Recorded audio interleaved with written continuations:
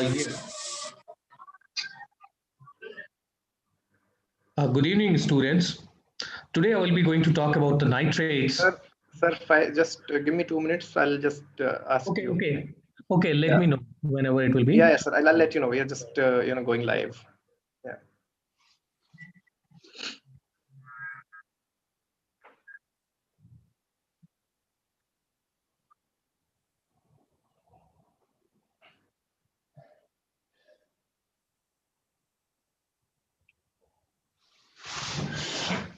Yes, we are live now. Okay. Okay, so guys, good evening. Good evening, everyone. And today, our topic for basics of cardiac pharmacology course is nitrates, and it is the class number 11. We have one or two more classes. So today we have our external expert, Dr. Awanish Mishra, sir. So Dr. Awanish Mishra, one sec, from where it is coming.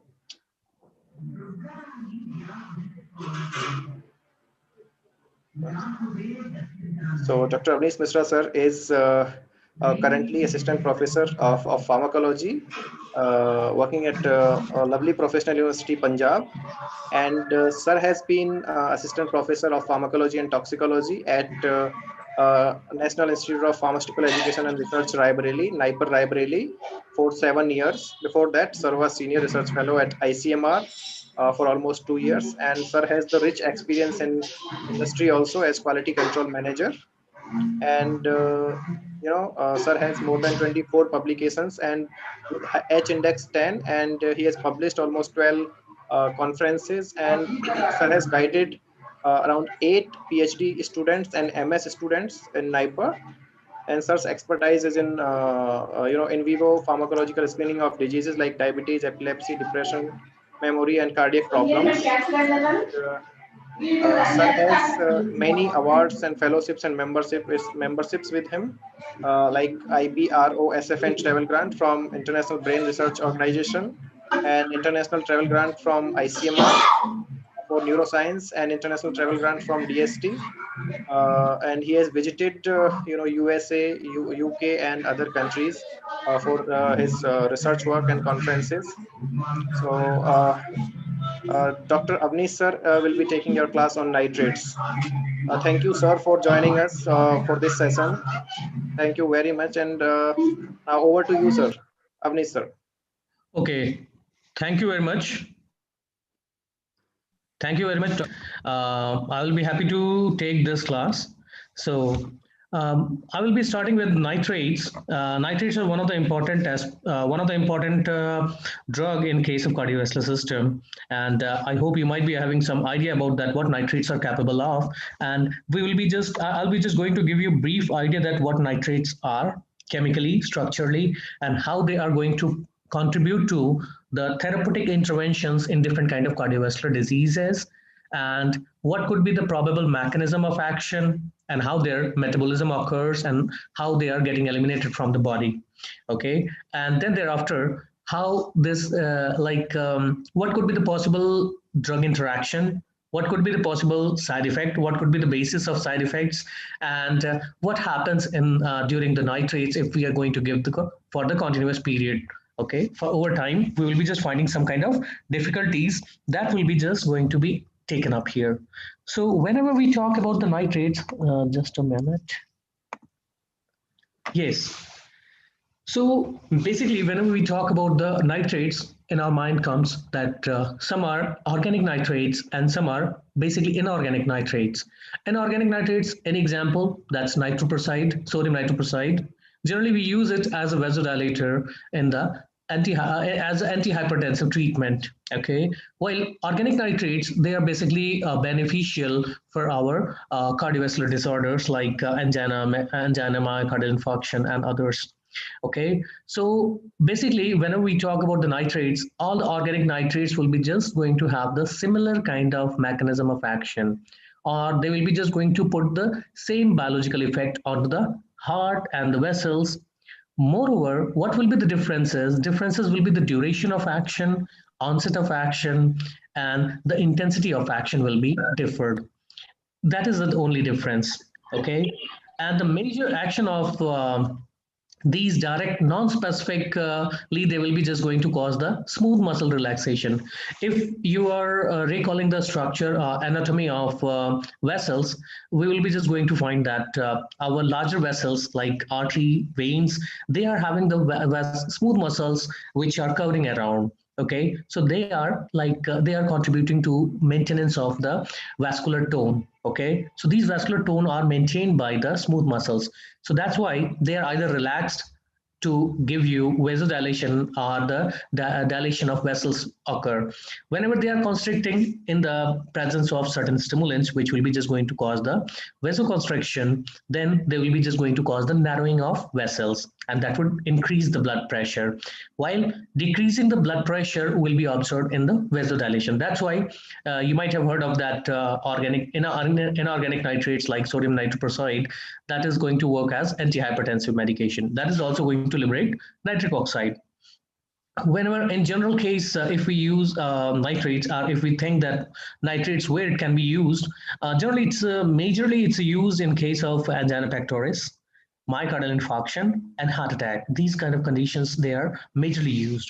Now one by one I will be just going to take it to that how it is being useful in the case of angina pectoris. That we'll be just going to see. So on the right side here, we are having the vessel, normal vessel, and generally a normal vessel is whenever we are having ill practices in our food system, or we are having bad lifestyle, we can say, or sedentary lifestyle, or poor eating habit, that will be just going to contribute to majorly increase in the LDL fat. Whenever the LDL fat will be increasing, that may cause LDL increase in the LDL will be causing the increase in the plaques, and these are getting deposit in the vessels. Anywhere in the vessels they will be just going to get deposit, and they will be going to cause the narrowing of the vessel. Whenever such kind of things occur, they will be just going to cause the coronary artery disease. And whenever we talk about the coronary related to the heart, okay, so that will be just going to cause the coronary artery diseases, and these plaques build up in an artery, basically in aorta or in the coronary arteries they may develop. What happens whenever they get progressed?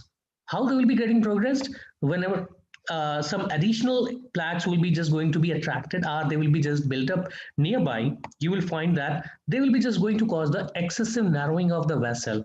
We were expecting that this was having the normal blood flow, but whenever this has been constricted, suppose just you consider that you are holding a pipe and you are going to just press the nozzle. Okay, so you are going to press the one end. Whenever you will be pressing the one end, the narrow orifice will be there, and that narrow orifice will cause the increase in the water pressure from the water pipe. Similarly here as well, we will be finding whenever there is a narrowing, this will be causing increase in the blood pressure in this area, and that will be going to cause the, again, blood pressure will increase, cardiac output will be increasing, and heart has to work more, and that's why the oxygen consumption by the heart will be increasing.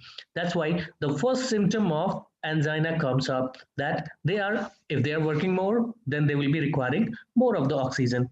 And what happens with the narrowing of artery? Then what happens, the coronary blood flow get decreased, and the coronary blood flow get decreased, then it will be what would be the causes? Vasospasm, fixed stenosis, thrombosis. That could be various kind of things. And whenever there is any thrombi, or they are just moving, any movable clot is coming up and they are just getting fixed here, that will be just going to occlude the blood supply into the particular heart area. That would be causing the heart failure. Okay, so that will be causing the heart attack. Generally we have heard of the term that heart attack is there. Okay, if we are just going to see the cross-sectional diagram of the arteries, these are the normal arteries. We are just seeing that there is a normal lumen space is there. Here the artery, slowly minor progression in the plaque has been there. Now if you are just going to change your lifestyle, then it would be recovering. But if you're not recovering it, then what happens? They will be going to build the plaque, and this plaque will be going to cause the narrowing of vessel. Now the vessel size, you can measure that what was the vessel size here, and it's just half of the initial vessel size. So Sir, sorry to interrupt one sec. Students are asking to go quite a little slow, sir. Okay, Yes, sir. sure. Thank you. Okay.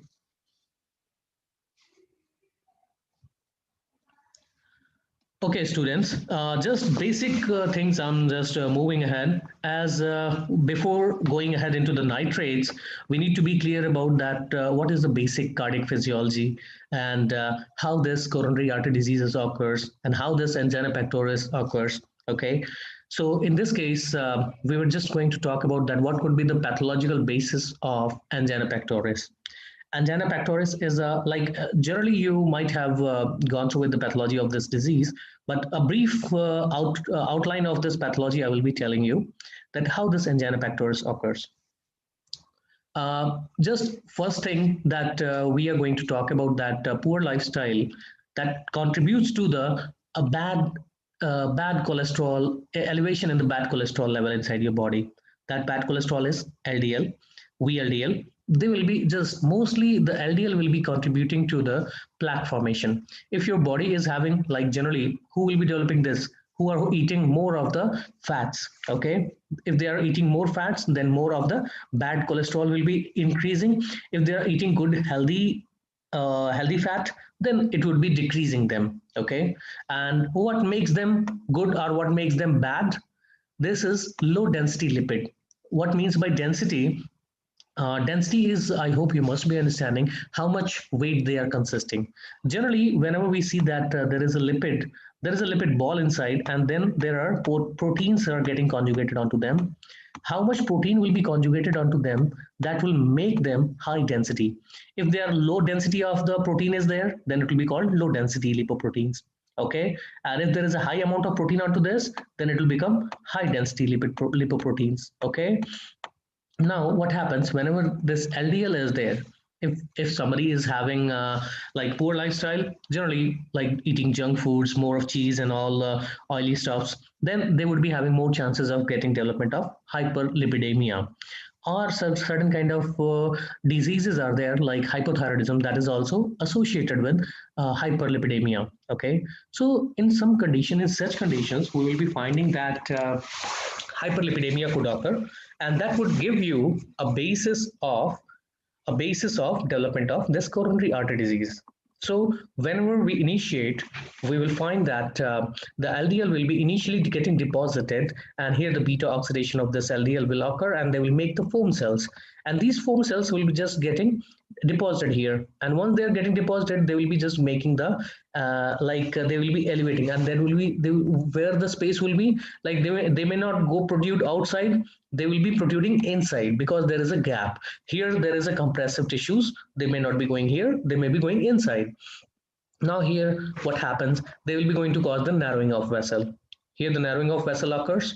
Now this will be the occur with time. Here they will be going to stabilize the plaque.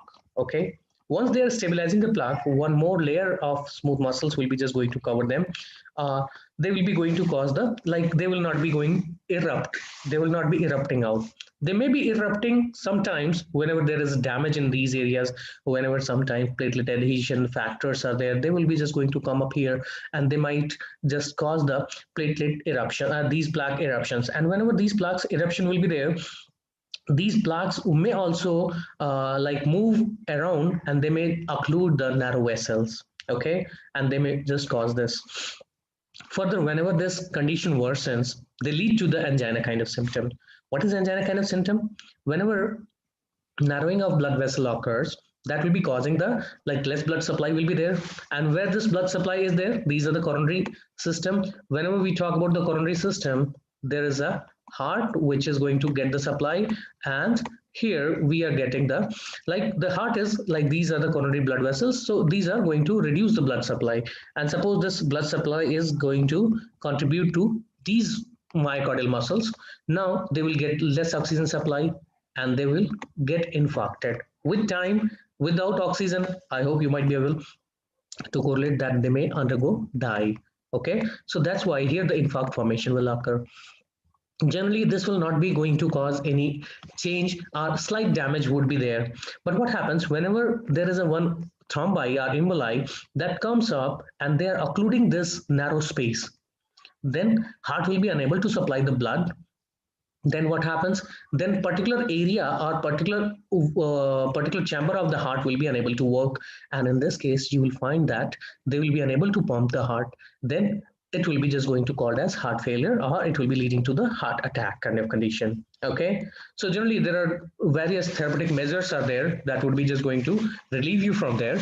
Okay, and whenever such kind of symptom occur, they will be just associated with the chest pain. Okay, that will be the severe chest pain and associated with the left limb, pain in the left limb from the shoulder to the from towards the left side in the hands. You will be just feeling the pain. Okay, and what happens, why this narrowing of blood vessel increases the cardiac rate or cardiac contractility? Why this happens? Whenever there is a like reduction in the volume size happens, then what happens? And afterward you will be finding that here in this area the blood pressure will increase. Blood pressure will increase. What will happen?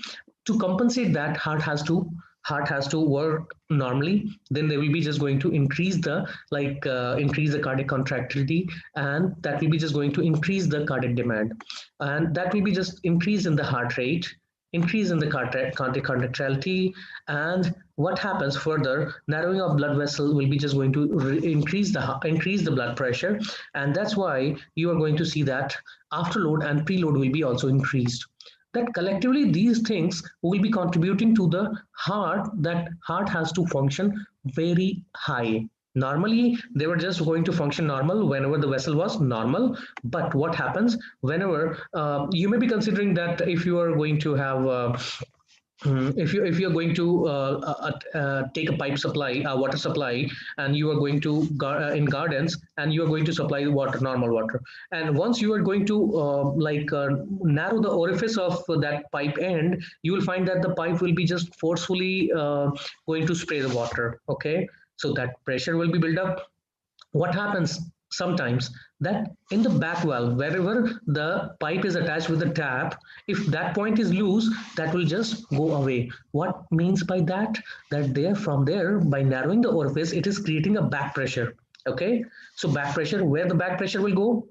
From the arteries, it will be going down to the heart, particularly onto the left ventricles. Okay, so the left ventricle will be getting the pressure. Now if you are going to have the already a pipe is having a high water load, and you are going to pressurize it, then it will be having the, it has to work more, because the pressure gradient will be appearing here.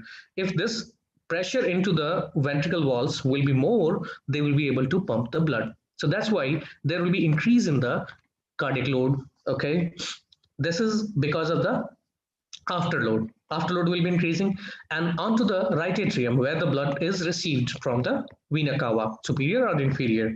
Here what happens, if there is a more amount of blood is coming up, then what happens? More amount of blood will be appearing up here, and that will be just going to increase the heart right atrium contraction forcefully. That will be just going to cause the enlargement and hyperplasia of the cells of these myocardium in these areas, and that will be leading to right-sided heart failure. That may be leading to right-sided heart failure. Okay, or pulmonary congestion, or pulmonary hypertension kind of symptoms will be arising about that. So these overall, these symptoms are going to contribute to the increased oxygen consumption. Why they are increasing the oxygen consumption? If heart has to work more, they will demand more oxygen. Okay, and the culprit is who? Here is only the vessels has been constricted. So we have identified that what is the problem? That vessels has been constricted. And what is the outcome? That heart has to work more. Okay, that is leading to the angina chest pain. Okay, and onto the left side we are just seeing that this, what could be the cause of coronary reduction in the coronary blood flow? What is the coronary blood flow? Whatever the blood vessels are there within the heart, they are supplying the blood vessels. They are supplying the blood nutrients to the different cardiac muscles. So they would be just going to, there could be several possible mechanisms which causes the reduction in the coronary blood flow. That could be vasospasm, or fixed stenosis, or thrombosis. Okay, and this is the one of the technical diagram of cross-sectional area of the artery, that how it would be just appearing up. This is the one of the atherosclerotic plaques has been developed, and that is going to cause the narrowing of this vessel size. Suppose like these are the narrow vessels, some clot has been erupted from somewhere and they are coming up here and they are blocking it. What happens here in the D diagram here? What happens? They are occluding the blood supply. Now this already has been narrowed down. After that, this emboli has been coming up and they are blocking this. That will be leading to the heart attack. Okay, heart attack of symptoms. Now, just as a pharmacologist, we will be just needing that how therapeutic monitoring or how we can improve the conditions in this coronary artery diseases, like basically angina. So in this case, basically we have seen that there is a dilation, there is a narrowing of blood vessel has been there. So basically the vasodilators will be working fine. They may appear. Okay. So the first condition, first thing is that vasodilators may be useful here. Okay. Vasodilators, they will be just dilating the vessels. Now, what would be the example of vasodilators? First one is nitrate. Second one is calcium channel blocker. Calcium channel blockers you might have heard of in anti-arrhythmic drugs as well as antihypertensive drugs. But here we will be concentrating more on the nitrates. While the other counterparts, this calcium channel blocker will also relax the heart and they will be reducing the cardiac contractility. That's why they are also helpful. Okay. Apart of it, we are also having some of the beta blockers. These beta blockers will be also going to reduce the cardiac contractility. And that's why we will be finding that they would be improving the angina conditions. Okay. So here the advent of nitrates are coming up. Okay. So we will begin with the nitrates. So basically, whenever we talk about the nitrates, we have talked about that there are basically two type of nitrates are there. One is organic, another one is inorganic. Why we are not talking about sodium nitroprusside here? Because sodium nitroprusside is one of the agent which will be just going to liberate the nitric oxide, and that would be just going to be useful more in the peripheral cases. Okay, in the peripheral vessels. That's why it is more prominently used in the case of hypertension. Okay, that will be mitigating the hypertension like symptoms. Okay, so that's why we are going to see up here. Okay, and now we will be going to talk about that organic nitrates. Basically, they have been classified into the short acting and long acting. Whenever we talk about the short acting, this short acting means they will be just going to work for little time. Little time means like from 1 minute to 15 minutes, like in emergency conditions. If somebody is having the episode of ischemia or heart attack, then in that case, immediately you should be giving the sublingual preparations of this nitroglycerine. Okay. Then isosorbide dinitrates, they're also being given sublingual. Okay. Amine nitrate, nitrite, basically these are the nitrates and these are nitrite. Okay. This is NO3, NO3, and this one is amine nitrate is NO2. They are being basically used in the case of inhalants. That is also having around 15 minutes of duration of action. And all these will be just going to work fine within a minute. That's why they are short acting. And whenever we are transforming these agents from sublingual to oral or tablet preparations or sustained release preparations or IV preparations, they would be coming up as long acting agents. Okay, like nitroglycerine. It's again short acting and long acting. Why long acting? Because in the market you will be seeing that there will be sustained release preparations are there, and sustained release will be just slowly releasing the nitroglycerines from the drug reservoir. Isosorbide mononitrate, mononitrate and dinitrate. There is the only difference between mono and di. Mono and di means here only one nitrate will be there, and in this case there will be two nitrate. So number of nitrates will be determining the potency of the nitrates. Okay. Now erythritol tetranitrate. So tetranitrate indicates that there will be four nitrates will be there. Okay. Pentaerythritol tetranitrate means this will be also having three, it will be having the four nitrates.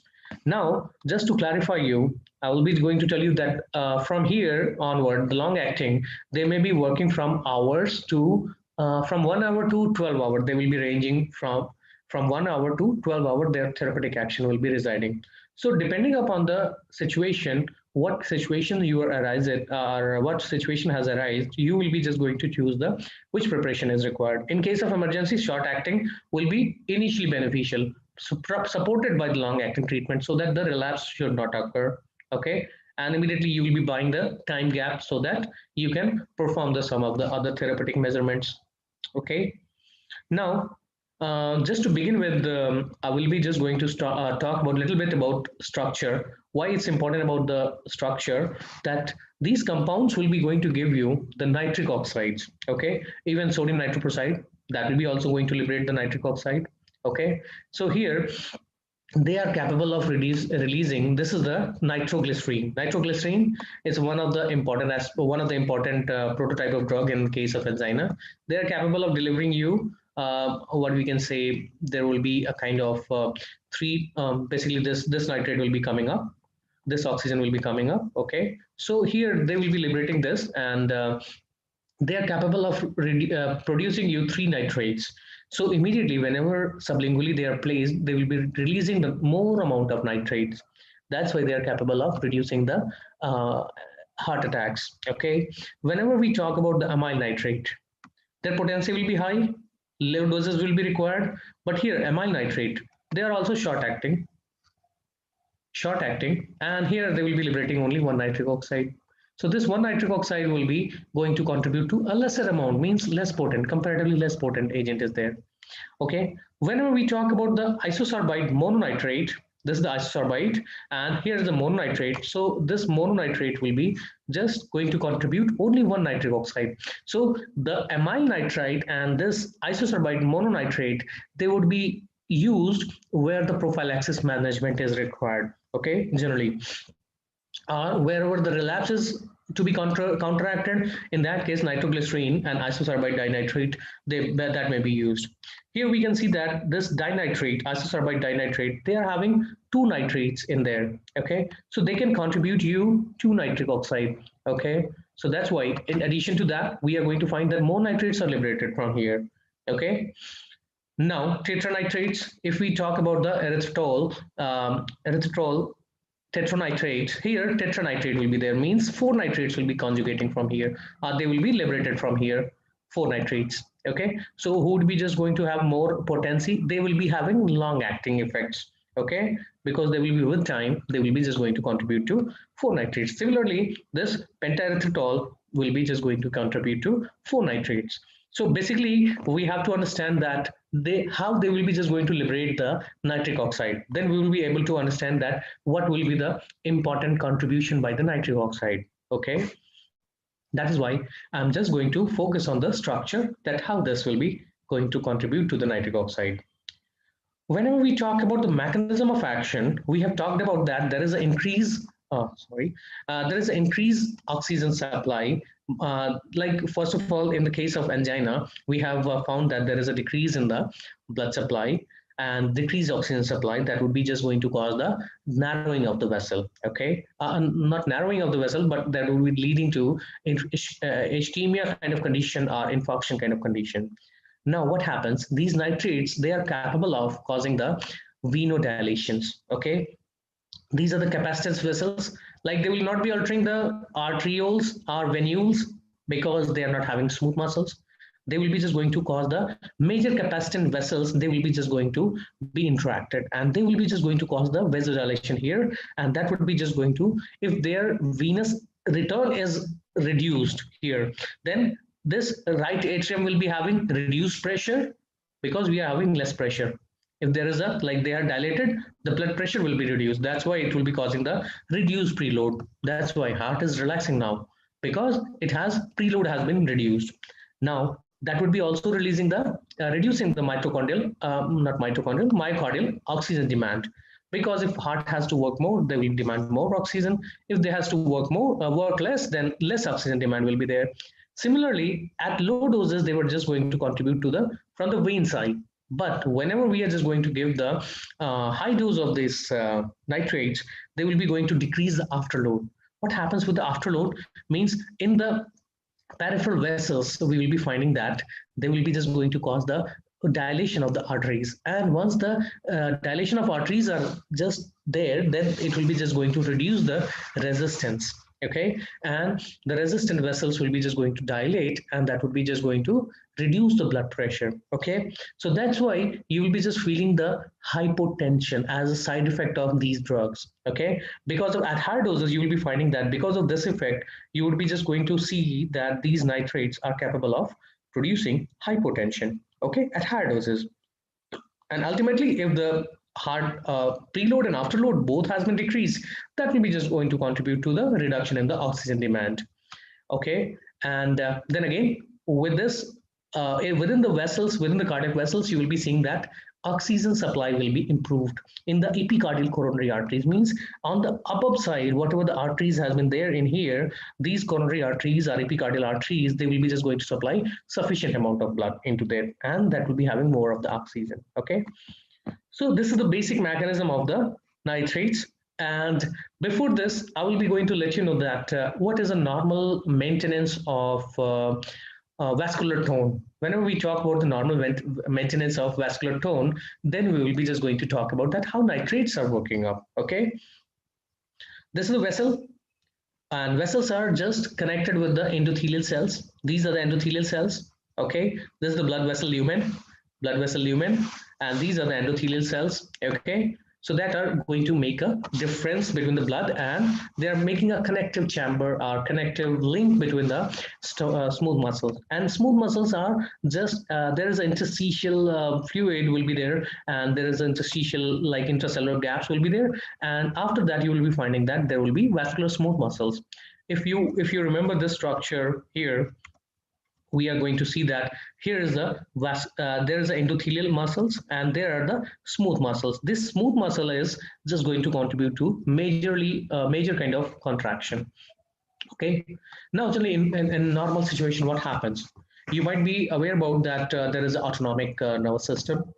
Autonomic nervous system, in that case, sympathetic and cholinergic tones are there. Sympathetic and parasympathetic tones, they are going to regulate the cardiovascular system. So in that case, you might be seeing that basically the sympathomimetic drugs, they will be going to increase the intracellular calcium level, and they will be just going to increase the what we can say, the blood pressure. They will be going to, upon addition of the beta 1 receptor, basically beta 2 and alpha 1 receptors, they will be going to increase the influx of calcium ions. Okay, influx of calcium ion, what they will be just going to cause, they will be just going to activate, or they will be just going to activate the basically the myosin light chain kinase. There is a light chain kinase is there. They will be getting phosphorylation, and once the calcium will be coming up, they will be just going to help in the complexation. Generally, a part of it in between, there is a protein kinase A, and there are different kind of proteins are involved in this. But again, we are just going to come up here as the like what is the effect out of this increased calcium level. Whenever the from the interstitial fluid, you will be just going to get the calcium. You might be asking that what is the normal fate of calcium inside the cells? Normally, your cell is devoid of calcium. If your cell will be just going to have high amount of calcium, they will die with the calcium. Okay, they will die with calcium because they will be just going to cause the redox reactions. Okay, they will be just going to contribute to damage. Okay, that's why what happens whenever there is a requirement of calcium, the body will be requiring the calcium, and what happens, they will be recruiting the calcium. Calcium is abundant in the intracellular spaces. Okay, from there they will be just going to take the calcium, and then they will be just going to add. And what happens whenever the phosphorylation of myosin light chain kinase, myosin actin and myosin complex is required for the contraction process. Any muscles will be just going to contract, then actin and myosin will be required. And who will be just going to activate here? The myosin will be getting activated here in the presence of calcium. What happens? How they will be getting activated? Whenever any protein is getting activated, they will be just they will be reducing. They will be getting a phosphate group. Okay, they will be getting phosphorylated. And once they are getting phosphorylated, then they will be just going to get this phosphate group here, and myosin light chain kinase is there. They are getting phosphorylated by the phosphate group, and now they are able to conjugate with the actin, and they will be resulting in the contraction of what? Smooth muscles. Now smooth muscle is here, and they are contracting. What happens? What effect will be there? They will be contracting towards inside. Okay, So towards inside they will be contracting, and therefore you will be seeing that the lumen size will be reduced. So that's why they will be just going to cause the contraction in the presence of sympathetic tone. Okay. Now what happens whenever the parasympathetic tone occurs, and this vasoconstriction will increase the blood pressure, and normally whenever the increase in blood pressure is observed, your body will try to have a compensatory mechanism. Now there is a need to regulate that. Now your parasympathetic tone will be coming up, and the parasympathetic tone will be activating, like acetylcholine. They will be activating the nitric oxide synthase process, and they will be going to cause the like endogenously. You will be surprised to see that they are derived from the one amino acid, that is arginine. They contribute to the nitric oxide. Whatever inside your body nitric oxide is being generated, that is being contributed by the arginine. Now this arginine is going to liberate the nitric oxide, and they are getting converted to citrulline. Okay, and now the citrulline is again involved in the different physiological processes, and that will be just going to utilized up. Now this nitric oxide, they are smart enough, they will not be working here, because here there will be no myosin light chain kinase, because this is not the muscular layer. So here they will not be going to have any effect. That's why they are diffusible gases, means they can diffuse from here and they may enter up here. Okay, that's why they are diffusing from one place to another place. And you might be seeing that that would be requiring, you might be surprised to see that their half-life is around 4 seconds. So within 4 seconds, whenever they are liberating, they are just reaching to the vessels, the vascular smooth muscles. Whenever they are reaching to the vascular smooth muscles, what happens? They are going to contribute to the like there is a guanyl cyclase. With the guanyl cyclase, they are going to dock, or they will be just going to be activating the guanyl cyclase enzyme, and this guanyl cyclase enzyme will be activated, and they will be just going to convert the GTP, guanyl tetrapeptide triphosphate, and then it will be just getting converted to cyclic guanyl monophosphate. Now what happens? They will be just going to reduce the phosphates. Now what happens? This cycle, they will be activating them. They will be activating them, and what happens? They will be just going to cause the this monophosphate. What happens? They will be catching up wherever the phosphate will be there. Okay, wherever the phosphates will be there, they will be catching up them. Now here the phosphates are visible to them. Now they will take their phosphate. They will make the dephosphorylation, and the enzyme which will work here is phosphatase. It will be phosphatase, and this phosphatase will be just going to cleave this phosphate linkage. Okay, and that phosphate will be going up to a cyclic guanyl monophosphate, and they will be just going to again recycle into the GTP, okay, by the several other enzymes. Now their recycling will occur, and simultaneously, which we were expecting that this myosin light chain kinase was phosphorylated, but in the presence of cyclic guanyl monophosphate, they are being converted into the again back to their primitive form, inactive form, basically myosin light chain.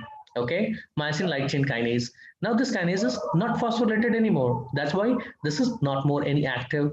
Now they will not be contributing with any of the actin filament. They will not be attached with any kind of actin filament. So the contraction will not occur, and whatever the contractile force was there, that will be just getting away. Now it will be leading to the relaxation.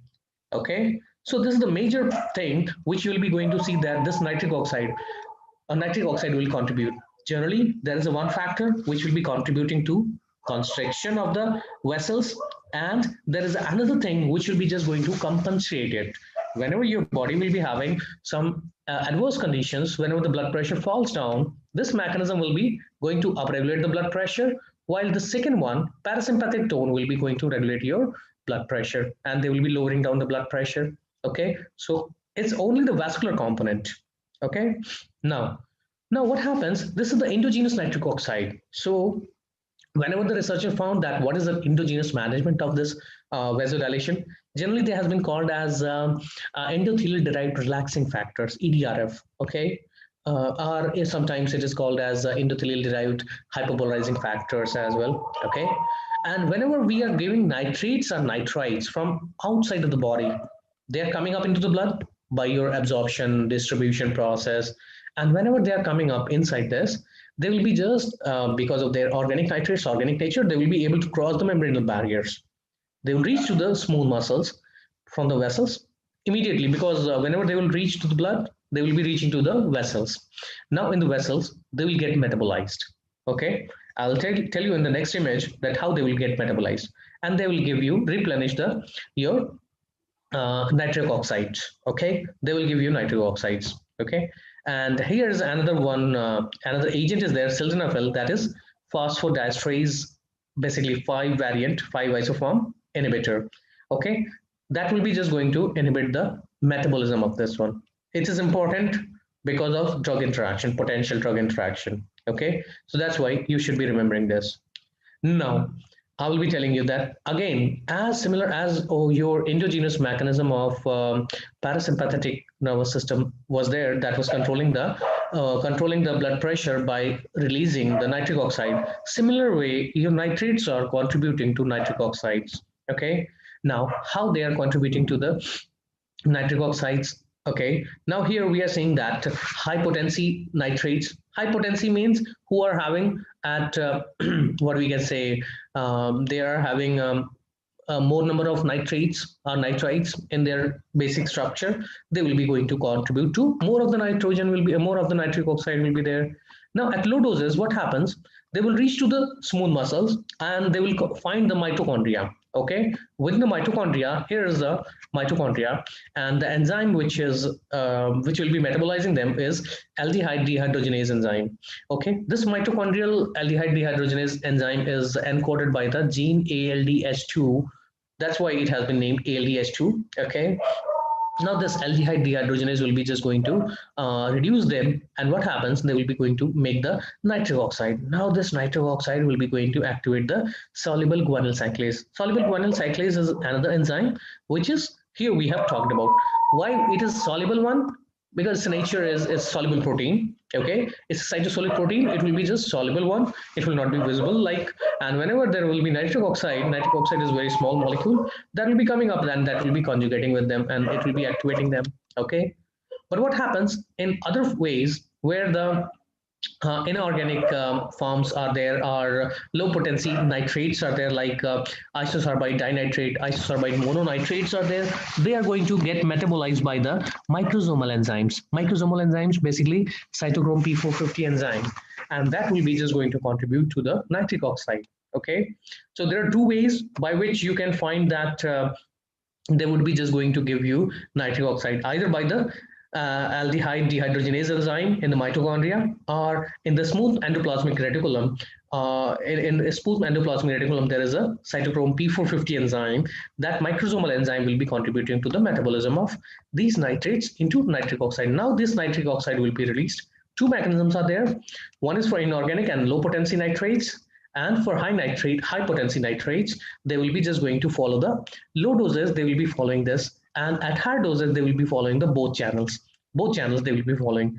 There are some intermediate steps are there that will be just going to like liberate more of the nitric oxides. Okay, now ultimately this will be just going to contribute to the increased amount of cyclic guanyl monophosphate, and that will be leading to ultimate relaxation of this. I hope the mechanism of this nitrate must be clear, and how these nitrates are being released from their parent molecule, that is also clear. There are two mechanisms. That two mechanisms will be going to contribute to the release of nitric oxide. That's important. Okay. Now we'll be moving to the other form. It's again the same thing has been there. Okay, and now we'll be moving to the next one. Okay.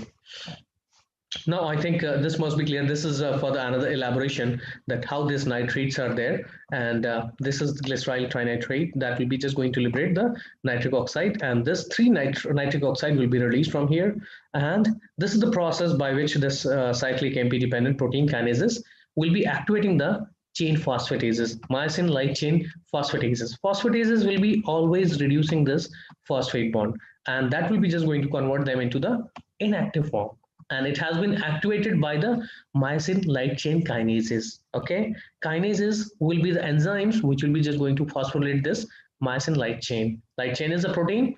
This is also protein, but it's an enzyme that will be going to conjugate the phosphate.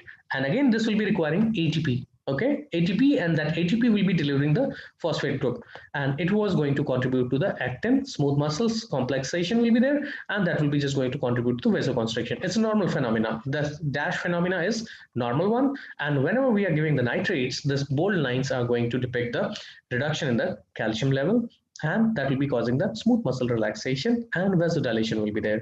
So this is a general mechanism of action of nitrates. Now, whenever we're moving ahead into the line, we need to understand that what is the pharmacokinetics of these drugs. Because if we talk about the mechanism, pharmacodynamic aspect, every drug, every single nitrate will be going to follow the same pathway or same pharmacodynamic aspects, which we have discussed in the previous slides. But when we talk about the pharmacokinetic aspects, they would be differing in the biological activity just based upon their pharmacokinetic variables. Okay. Now here they are known to like rapidly absorb from the oral mucosa. From oral mucosa, what does it mean? From the buccal cavity. Whenever you will be taking the drug, you will be just start absorbing the drug. Okay. If you will keep the drug in mouth as of buccal tablets, or you are having sublingual tablets, why we are having more absorption at sublingual? Because there is a more blood vessels in the sublingual region. That's why they are going to have more rapid absorption. But again, there is one of the limiting factor is there. What limiting factor is there? That the low surface area, because low surface area is there in the sublingual area. But again, that is not a limiting factor anymore, because there is a rapid absorption is there, because the blood is whenever this absorption occurs, that will be intensifying its absorption. Apart of it, apart of oral mucosa, they are also rapidly absorbed from the GI tract. Okay, from the GI tract, it will be absorbed. But again, whenever we will be just going below the buccal cavity, we will be following. There are different enzymes will be there, which will be just going to cause the like microsomal enzymes. We have talked about that they are also contributing to the metabolism. Now, what happens? They would be causing the degradation of these drugs, and that would be limiting the oral bioavailability. If you are having the sublingual tablet, that will be having good bioavailability around more than 90%. But again, if we are having the oral tablets which are having sustained release or something, then in that case, around 65% to 70% bioavailability is there. So that will be reducing. And this reduction is just because of the extensive first pass metabolism. Now, therapeutic effect. Therapeutic effect, what therapeutic effect? Vasodilation. That effect will be appear within the 1 to 3 minutes of its use. Whenever we are taking the sublingual tablets, then within 1 to 3 minutes, that will be just going to be showing you the effect. So that can be used in the case of emergency conditions. Okay. Apart of it, sublingual sprays are there. They will be going to spray it.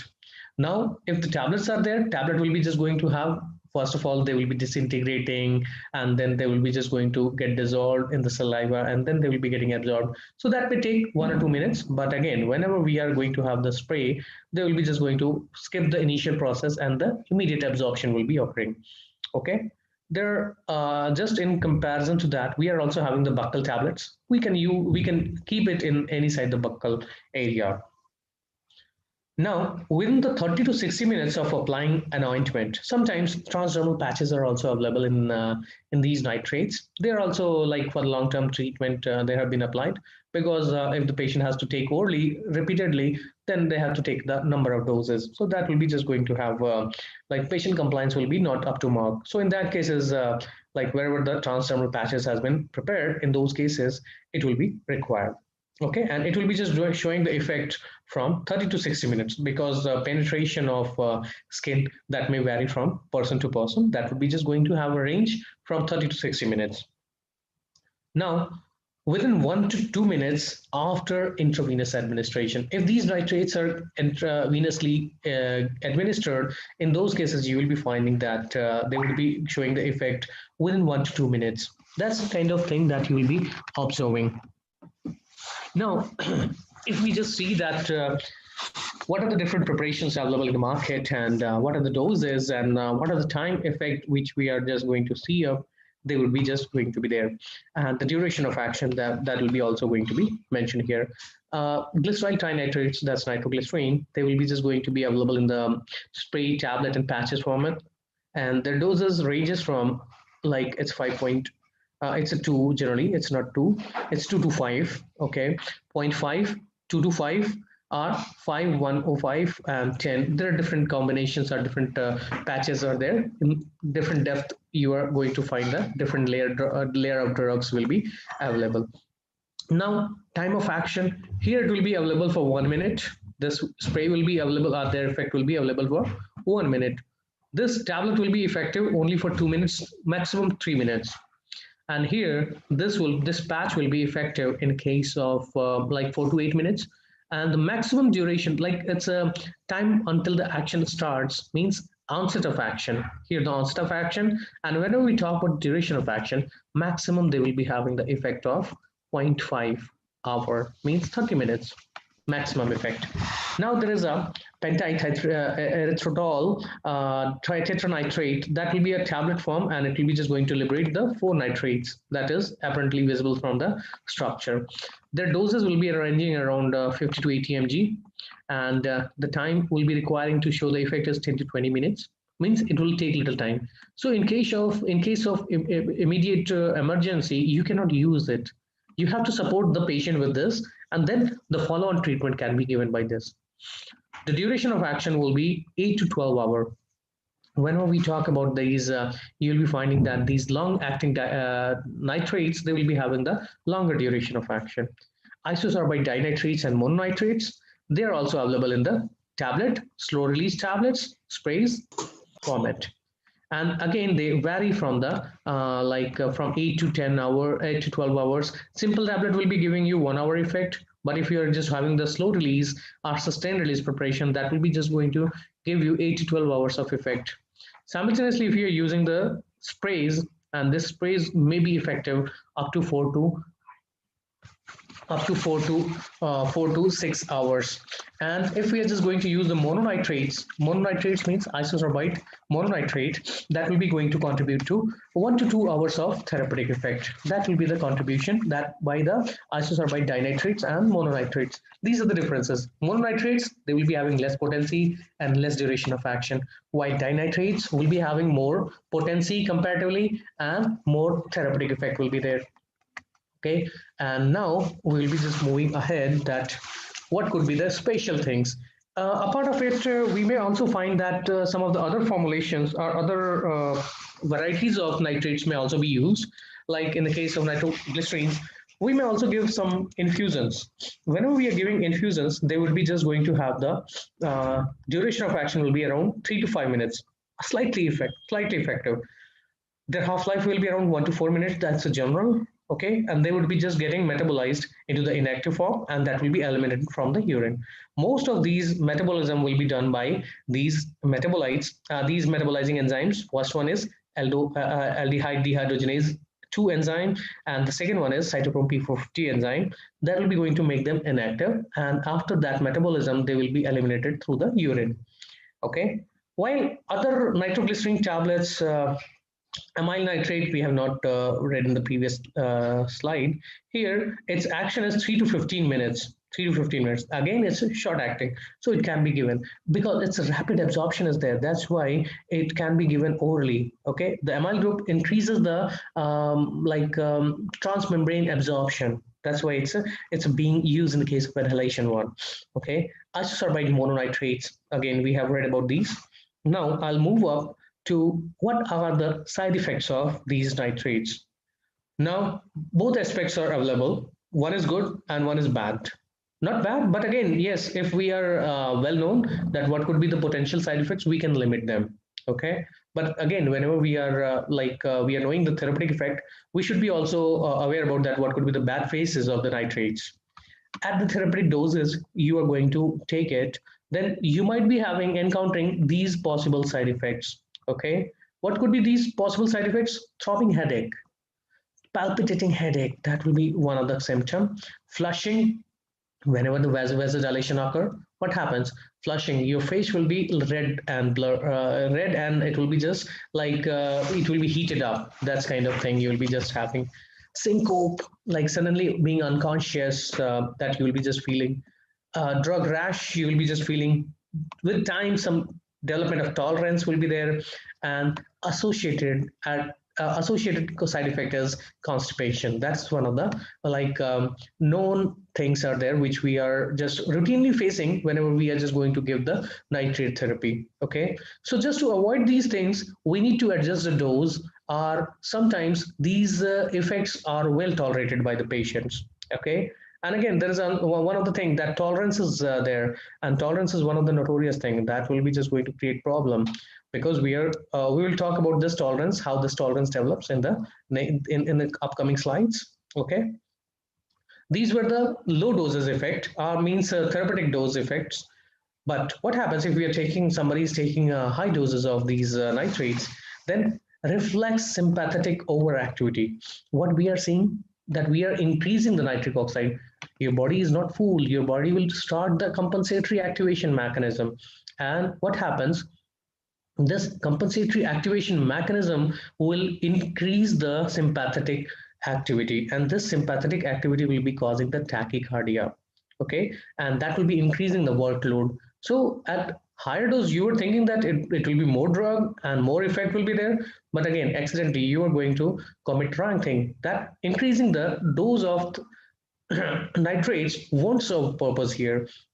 That will be increasing the burden, cardiac burden, by activating the reflex tachycardia. Okay, now a part of it, it will be also going to cause the vasodilation, and this vasodilation and arterial dilation, that will be leading to the fall in blood pressure. That's one of the thing. Methemoglobinemia, that will be also associated, whenever oxygen supply is less, then in that condition you will be finding that methemoglobinemia will be developed, because your cells or your body system will be suffocating because of lack of oxygen. Okay, now what happens, these side effects, whenever we talk about the headache, they are causing the meningeal vasodilation.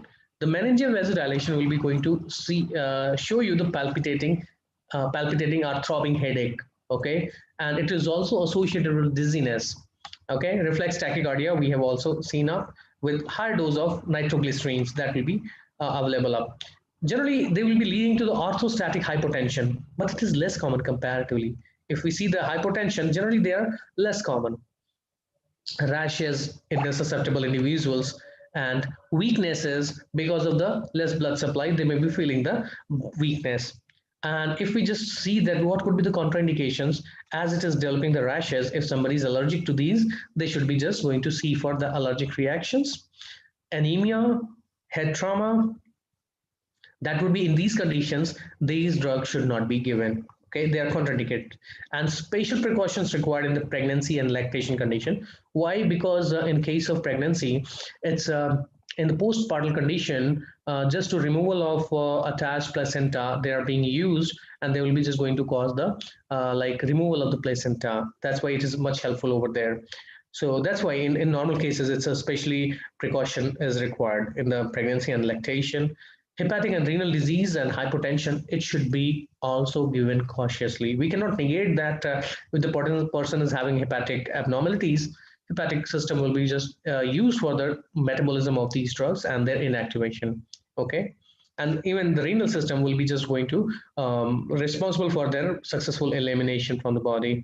And hypotension patients, because as a person is having already hypertension, these drugs are lowering the blood pressure by around 25 to 35 mmHg. They are going to reduce the blood pressure. So that's why in certain conditions, they may lead to hypotensive crisis as well. Okay, so these are the potential side effects whenever somebody is using the drug, that should be known to the patients. Okay, now we will be just going to talk about the what could be the possible drug interactions. Possible drug interaction, why it is important? Because in the cardiovascular system, we may be using some drug, and some drug are accidentally given in combination to the patients. At that moment, we should be available that what could be the potential side effects. Now, whenever we are expecting some kind of synergistic effect, that should be cautiously given. Whenever two same type of drug is being given, they should be given with reduction in the dose. Otherwise, therapeutic effect will be more pronounced, and that would lead to the some of the toxic effects. And these toxic effects are not desired. That's why. So the first potential drug interaction, which is more commonly involved with the nitrates, are with the sildenafils. Okay, these are the phosphodiesterase inhibitors. Basically, the type 5 phosphodiesterase inhibitor, like that's the sildenafil or tadalafil. These are the agents which are basically the phosphodiesterase 5 inhibitors. They are used for the erectile dysfunction in the male. Now, what are the potential interaction? By visualizing this image, we should be just clear about this concept. Now we are known to that there are different enzymes will be coming up here that will be just going to metabolize the organic nitrates and they will liberate the nitric oxide. Now this nitric oxide will be going to attack onto the soluble guanyl cyclase. Soluble guanyl cyclase will be getting activated. Now, how they will be activated? Again, after that, you will be finding that they will take the phosphate ring here. Okay, they will get phosphorylated. All the proteins will be getting phosphorylated and they will be getting activated. Now, once they are losing the phosphatase, then they are taking the phosphate. That will become like guanyl triphosphate to guanyl monophosphate. Now, here the cyclic form will be developed. Now, the cyclic form is like little different than GMP. Now, this will be just going to cause the what we can say that it will be activating the phosphatase enzyme that will be going to cause the dephosphorylation of myosin light chain phosphate. Okay, and that would be just going to cause the contraction. Now what happens if this will be getting depleted? Then this was going to cause the relaxation. I'm just going to denote the R with relaxation. Now this was going to cause the relaxation. What happens? They will be just going to have the vasodilation property.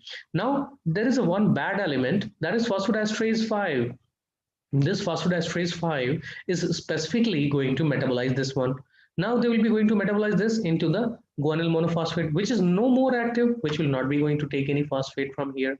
Now if they will not take any phosphate, they will not be able to produce you relaxation. Okay, so what happens if we will inhibit its degradation? It's basically this cyclic GMP is getting degraded into the GMP. Okay, cyclic GMP is converted into GMP, which is inactive. Now what happens? There is an enzyme which is responsible as phosphodiesterase 5. This is from 1 to 9, their variants are available. This is one phosphodiesterase 5 is specific form, which is going to contribute to the metabolism of cyclic GMP. Now this cyclic GMP was involved for the relaxation process. Now it is getting degraded. Now what effect you will be just going to see in normal cases? If this enzyme will be active, they will degrade it and the relaxation effect will be reduced. Now, simultaneously, if we are going to increase this, or we are going to inhibit this by the activation of phosphodiesterase inhibitors. Our inhibitors are coming up and they are going to inhibit this enzyme. What happens? This degradation process will stop. Now they will be abundant. Now there is no fear of getting degraded. Now they will be intensifying the effect of this cyclic GMP. Now there will be more effect. Now what happens? What effect they are going to produce? Relaxation, vasodilation, and this vasodilation will be prominent. At the therapeutic dose, they are not going to produce the relaxation up to certain extent that would be just leading to hypotension. But again, if they are being given in combination with phosphodiesterase inhibitors, they would be just going to cause the increase in blood pressure. Okay, decrease in the blood pressure just because of increasing the cyclic GMP level, and that's why it is unsafe to give the hypotensive patients, as well as it's going to cause the hypotensive episodes of more than 25 mmHg can drop. And if the nitroglycerin is used within 24 hours after taking sildenafil, that will be just like Viagra is one a common name that is there. And if it has been taken within 24 hours of this sildenafil administration, if the nitroglycerins has been taken up, they will be potentiating the hypotensive effect. And in case of tadalafil, it will take 2 days. Like 1 day for the sildenafil, and tadalafil will be going to take around 2 days. Now, within 2 days, they will be precipitating the toxicity. Toxicity is what? Hypotensive crisis. And the blood pressure will fall down and the patient may shrink. Okay, so that's the potential side effect that, not potential side effect, but it's a potential drug interaction within the nitrates and sildenafils, are basically the phosphodiesterase inhibitors. Okay. Now, the tolerance and window period is there. Now, what is the tolerance? Tolerance is a phenomena where we are saying that one therapeutic dose, suppose we are going to continuously administer the nitrates at 10 milligram per 10 milligram tablet. After certain weeks, they are not able to give you proper response, the proper therapeutic response. What could be the possible what could be the possible facts that would be just going to contribute to this lesson effect? There are multiple things in the tolerance development, and this tolerance developed, and again, next time you will be requiring higher dose of nitrates to reach the same therapeutic response. Okay, so this tolerance to the action of nitrates develop rapidly. Rapidly means within 1 to 2 weeks, you may also find that they will be developing, and the blood vessels become desensitized to vasodilation. That means you cannot use it for prolonged period of time. You can use it in the case of emergency. You can use it to prevent the to prevent the relapse of the disease. Okay, but you cannot use it for the prolonged period as a vasodilator because your vessels get desensitized. Okay, how this desensitization takes place? So there could be other alternatives. What are the other alternatives? We can use other vasodilators. There are other vasodilators we can use. Okay, even the calcium channel blockers we can use. They are potentially used. Okay, but again, for short period of time you can use it, but not for the long period of time. Now, what happens with the time? The reduced capacity of the vascular smooth muscles to convert the nitroglycerin to nitric oxide occurs. Okay, that's the one phenomena, that your mitochondrial enzymes which are there, which will be going to metabolize these nitrates, they will be getting reduced, and that would be just going to, like, your vessels, the smooth, vascular smooth muscles, they will be incapable of converting this enzyme into the active nitric oxide, and this active nitric oxide will not be available, so your vasodilation effect will not be appearing. Simultaneously, with time, what happens? Your body will be also going to induce the reflex tachycardia, and that would be just going to counteract the effect of this. Okay, if the sympathetic tone will be occurring up, then simultaneously contracting factor and relaxing factor both will be opposing each other, and that's why reduction in the response will be visible. That's the another hypothesis of this tolerance development is there. An activation mechanism of extraneous is in the vessel's wall is leading to the pseudo tolerance. It's a two vascular tolerance, but overall it's a pseudo tolerance. One of the sympathetic reflex tachycardia is responsible for the tolerance. However, if we just talk about that, what is the exact mechanism of tolerance, that has been not clearly understood. But again, yes, there are some hypotheses onto which experimental facts are there which will be supporting these outcome, and that would be supporting up here. Multiple mechanism has been proposed to account for these nitrate tolerance, and that has been advocated, and in one of the case has been also as these nitric oxide has been considered as a radical, free radical. Now what happens, they has been exactly, they will be scavenged by your antioxidant defense mechanism. Okay, so antioxidant defense mechanism, your basically glutathione is having sulfhydryl group, or any of your any of the sulfhydryl containing enzyme or protein, that will be going to scavenge them. Now what happens, they will be increased, they will be abundant, they will be just going to be cached by, or they will be scavenged by different kind of proteins. Now they are not free to interact with the guanyl cyclase. Now the availability will be less. Now if they are more, nitric oxide is more, now your antioxidant defense mechanism will be activated, they will try to scavenge them. Okay, so your host defense mechanism will be also going to contribute to them. Okay, so in experimental condition, it has been observed that if we are supplementing them with the sulfhydryl containing compounds, then we will be just going to get the recovery of this tolerance, or the reduction in the tolerance has been there. But however, in the clinical cases, this outcome has not been replicated, so that's one of the limitation of this fact. So that's why I'm telling that there is a tolerance is being developed with the time. So these are the like a matter of worry with this drug, and how to overcome these tolerance, that is the window period. What is a window period? Window period is like whenever the one person is developing the like nitrate tolerance, they should be stopped taking the nitrates. And just to avoid them, like at least 2 weeks, they should be just stopping this drug. And meanwhile, the supporting drug treatment may be undergone, and they will be just going to devoid of these nitrates. And once they are just not taking the nitrates, they will be just going to find the they will be just going to get it recovered. The tolerance will be again recovered. Okay, so the tolerance will not be any more problem. Okay. Now, with this, we are winded up. So, if there is any question, we will be like interacting about the questions.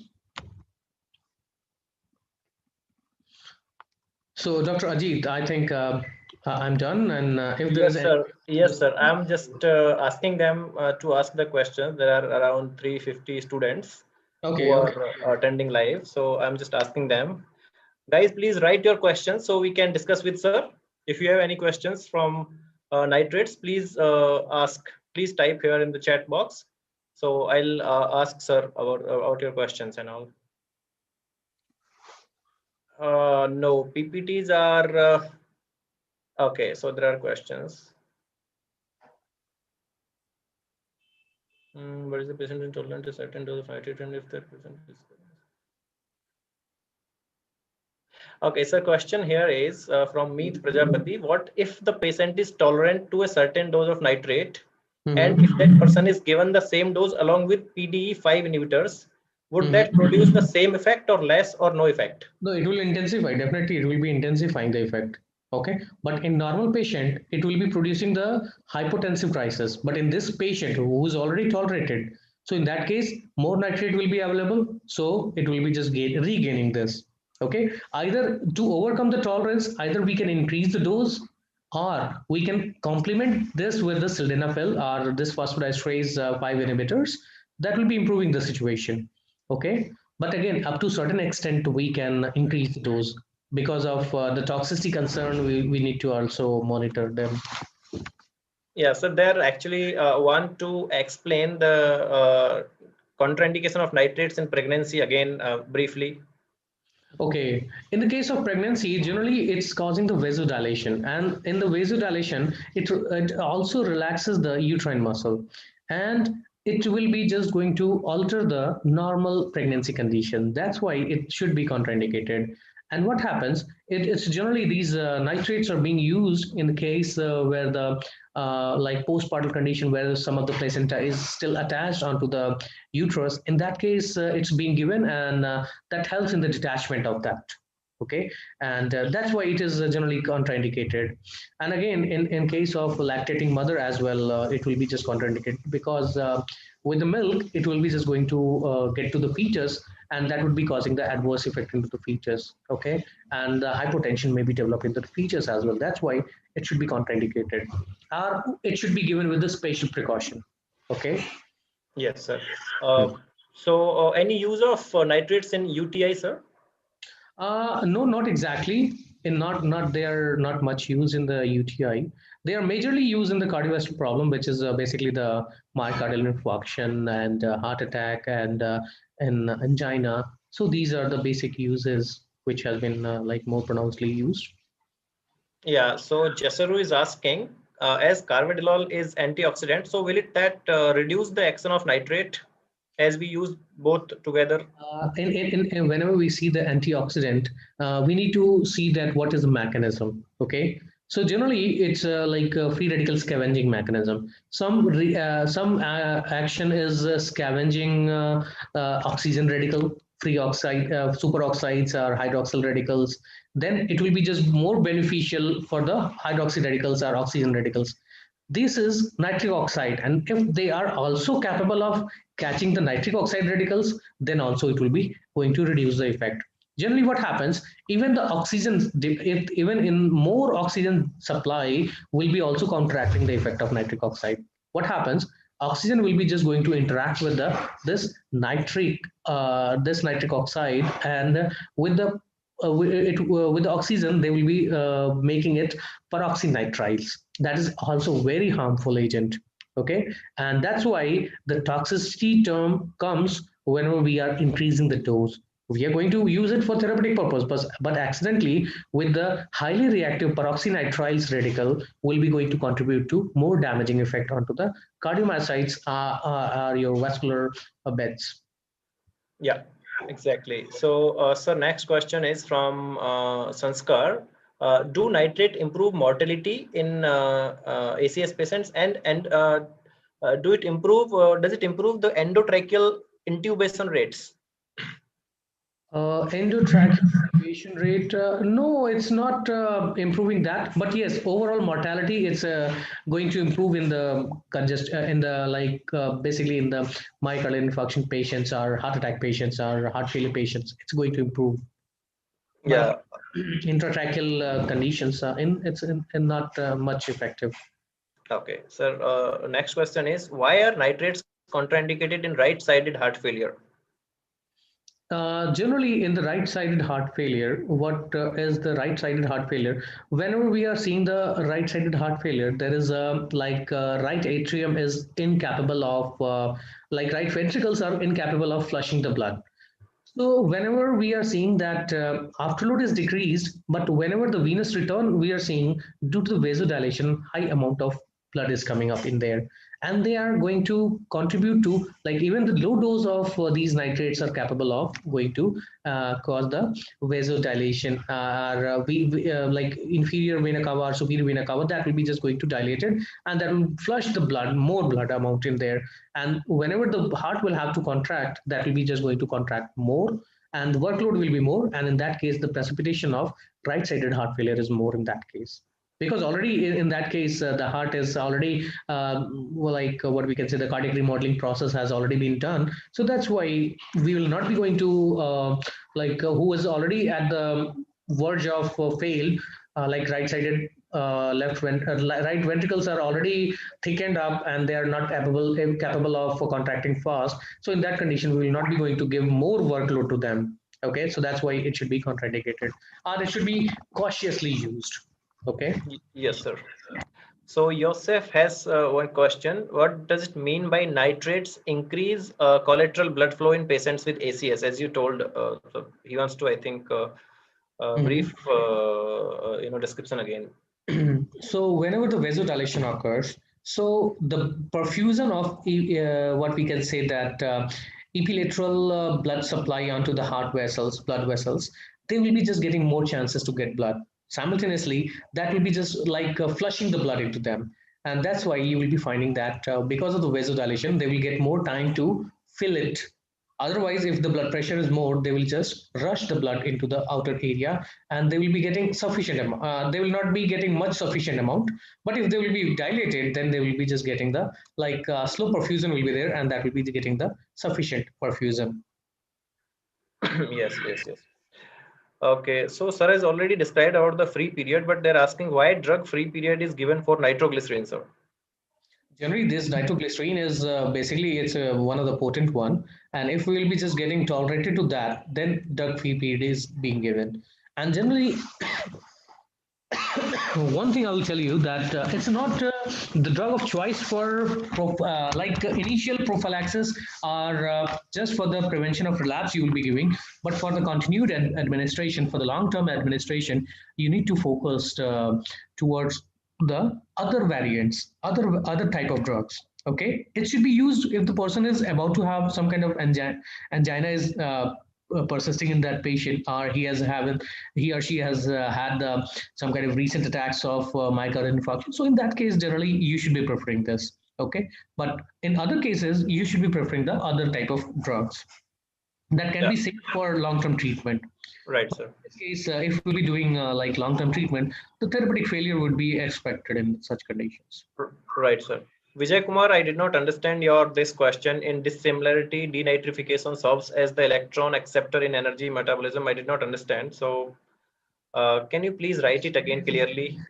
So as I just get the question, yes, Okay, sir. definitely it will be interfering with the electron transport chain, definitely, because this nitrate it will be just an electron donor, and it will be scavenge the hydrogens, whatever the hydrogens NADPH will be there in the electron transport chain system, that will be just going to be it will be just hampered by them. So definitely it will be just affecting.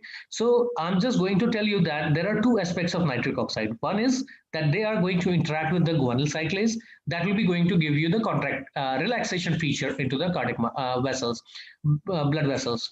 But whenever we see the nitric oxide, it's also a free radical. We cannot negate that. And whenever it's a free radical, it will be just freely roaming around, and that may be just going to damage the, they may be just going to wherever the oxygen rich environment is there, like your mitochondria, they are just having electron transport chain where they are utilizing the oxygen. So they will interfering there, and they will be just going to, wherever they will find NADPH, they will be just going to attack onto them. Or wherever they will be just having the sulfide drill. It's not only one thing. I'll tell you that there is a heme oxygenase pathway is there. In that case, heme oxygenase is one enzyme that is getting conjugated with that. There is one more thing, uh, amino levulinic acid synthetase is one enzyme which is required for the heme synthesis, that is also being attacked by this nitric oxide. So there are multiple things in the body which can be affected by this nitric oxide. Okay, so one thing, it may also, if it's going to improve in the if it is getting increased in the brain, it may be just improving the depression like symptoms, major depressive disorders. But again, on the other side, it may be just going to contribute to the degeneration, neurodegeneration. So the multiple effect, diversity of the effect will be there. And definitely, if there is a pros, then there will be cons as well. Yes, sir. So yes, Nandan, we can give beta blockers and nitrates simultaneously. The next question is, sir, any substitute if nitroglycerin is not working in angina pectoris? Definitely, there is a calcium channel blockers. If definitely after 2 weeks of administration, you will be finding the rapid tolerance. Okay, but again, the patient will be coming out of danger at that moment. You can provide the supplementary treatment. Okay, it's for the keeping the patient safe. Okay, if you want to give a long-term treatment, then definitely you should be following the calcium channel blocker. They are having relative lesser side effects and better tolerability by the patients. Beta blockers or calcium channel blockers that you can give, that will be like quite safe as compared to this nitroglycerines. Yes, yes, exactly, sir. So, Jinaraj Chandran, your question is, please explain the mechanism of action of CCBs in angina. But this class is over. You can, refer to our class 8 or 9, I think. Okay, that will be there definitely. The next question, I'll take two more questions, sir, if you allow. Sure. When is transdermal patches are considered over sublingual? Generally, not in the emergency cases. In emergency cases, definitely the sublingual preparations are being given. Like the patient itself will know that yes, if I'm having such kind of abnormalities in my body, then definitely I will be getting rid of this when I will take this drug. Okay, immediately within a minute the effect will be appearing. But if the patient will be just going to for applying patches, they need to be applied onto the like wide area, like either thighs or back or stomach. So again, they have to wear off the clothes, and that's why they will take a lot of time. But again, in the case of emergency, you will not be going to see that what kind of patches you will be applying or where you will be applying. It's better to take the sublingual tablet immediately. You can tear off the packet and then you can chew it, or you can have it in mouth. So not in case of emergency, but yes, if you are having, if you have given the drug, supplementary, you can give it. If the patient is inpatient, you can give the patches, or if the patient is known. So again, this transdermal is advancification of the doses form. Okay, that will not be going to have much difference, but yes, it will be improving the patient compliance. Okay, wherever you are going to take the repeated drug administration, that can be avoided. Just this much benefit you will be getting, like by you may be getting the mouth taste altered. So if you don't want to have it, then you can have the transdermal patches. That will not be going to have any change in the mouth taste. Yes, sir. Okay, so one more question, last question. Can you please explain first pass mechanism by certain enzymes other than CYP 450? Generally, the first one is this cytochrome P450, because they are majorly available in the case of alimentary canal. So start from the esophagus to intestine, they are all widely available.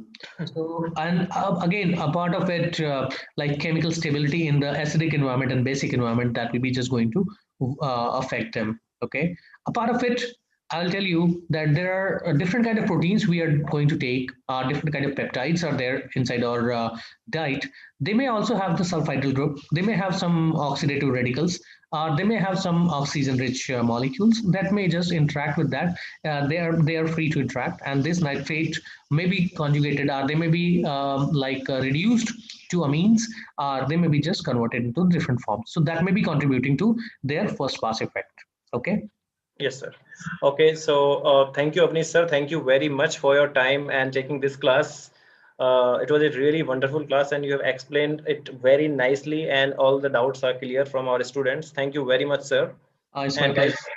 yes, and next week also, Dr. Avnish sir will be taking your class, guys. So stay tuned, and everyone, please be aware and be on time next Tuesday, 7 p.m. Thank you, sir, again, and thank you everyone for attending the class. Thank you very much. Bye bye. Take Okay. care. Good night, sir. Good Bye. night.